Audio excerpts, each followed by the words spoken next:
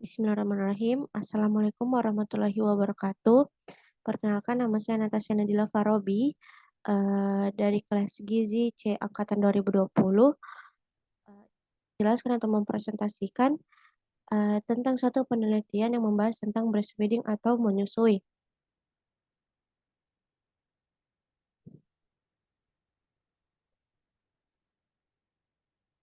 Baik, langsung saja identitas jurnal. Jurnal yang saya telah yaitu berjudul Breastfeeding and Weaning Practice Among Mothers in Ghana.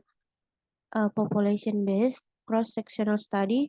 Kemudian untuk penulisnya yaitu Prince Kubi Apia, Humert Amu, Eric Osei, Kennedy Diamakonlan, Idris Hadirumumuni, Oris Ndodiri Werner, Raymond Saeru Malman, Unji Kim, Siwoo Kim, Muhammad Bukhari, Hajun Jung, Philip Kofi, Martin Amugri Ayanor, Gregory Kofi Amanupek, Martin Ajuik, Enobeang Tarkang, Robert Kabahal Al-Hassan, Ernestina Safwa Dankor, Francis Bruno Zotter, Margaret Kweku, Paul Amuna, Jen Owu Sugiapong, dan Soyun Kim. Kemudian jurnal ini dipublikasikan tahun 2021 dan dimuat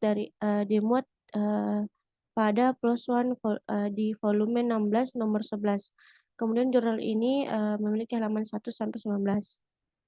Oke, selanjutnya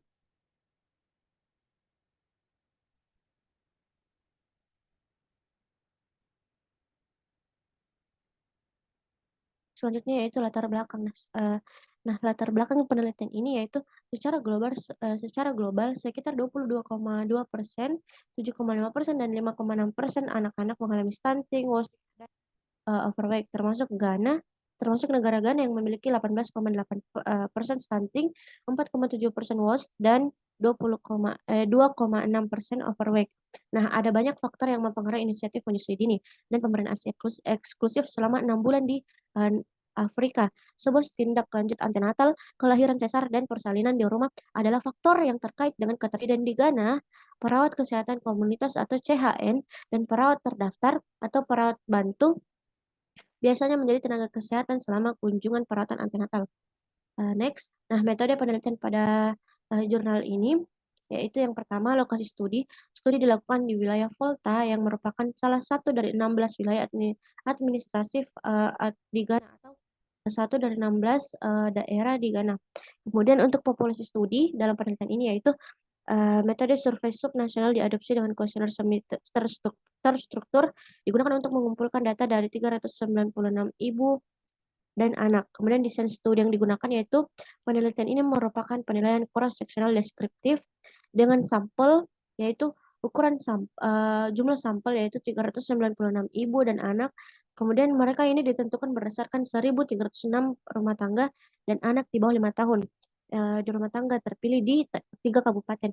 Kemudian untuk metode pengambilan sampel yaitu metode cluster multitahap diterapkan untuk memilih rumah tangga untuk penelitian.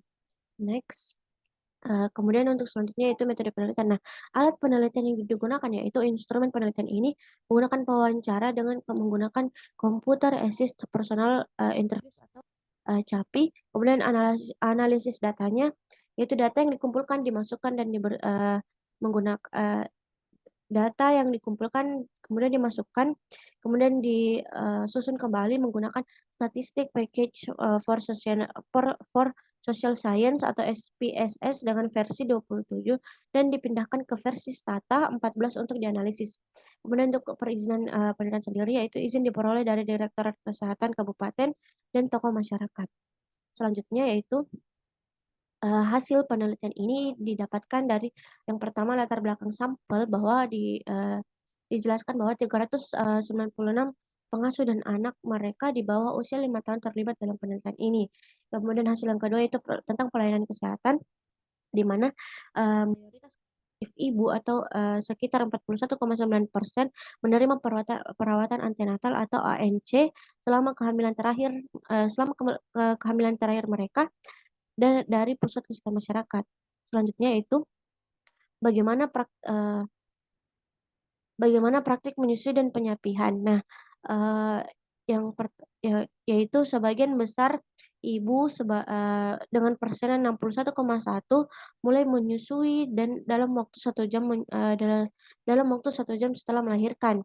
Kemudian ada juga yang 5,1% wanita memberikan cairan selain ASI kepada bayinya pada hari pertama kelahiran.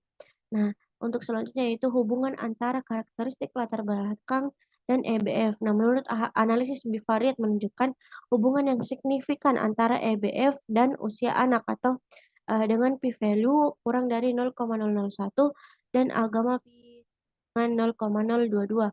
Ah, kemudian selanjutnya yaitu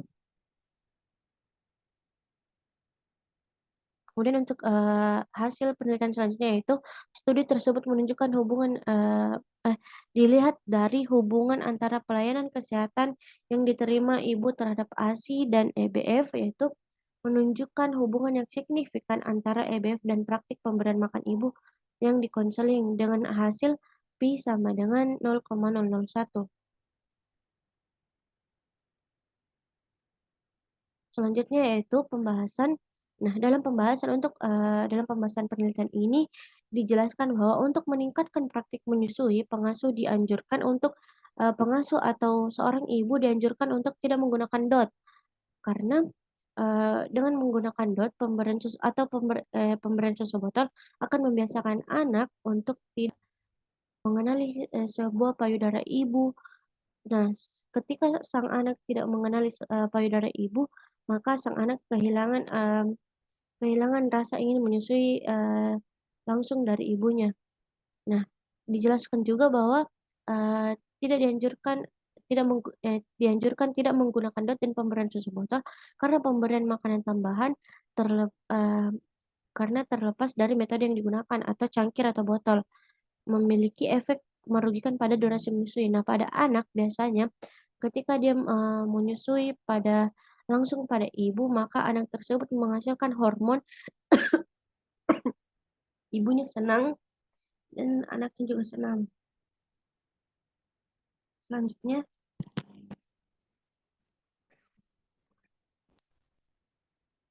selanjutnya yaitu kesimpulan. Nah, pada kesimpulan dapat bahwa pengetahuan dan praktik ibu menyusui, eee, tidak harus selalu berhubungan karena bisa saja, pengetahuan tidak didapat hanya dari, kesehatan, bisa juga dari orang tua, dari ibu. Kemudian, nah, maka dari itu tidak ada hubungan yang, signifikan atau tidak ada hubungan yang, mmm, menjanjikan. Oleh karena itu, peneliti merekomendasikan kebijakan inovatif yang mencakup pendidikan publik yang ekstensif untuk meningkatkan praktik menyusui dan menyapih ibu. Nah, maksud dari kebijakan inovatif, peneliti ini, menyimpulkan bahwa, eee, adanya eee, adanya adanya edukasi langsung atau praktik langsung yang dilakukan oleh, tenaga kesehatan yang dipelopori oleh pemerintah akan lebih efektif untuk, meningkatkan praktik menyusui dan menyapih ibu. Baik, itulah tadi pemaparan dan penjelasan materi dari saya, kurang dan lebihnya mohon dimaafkan.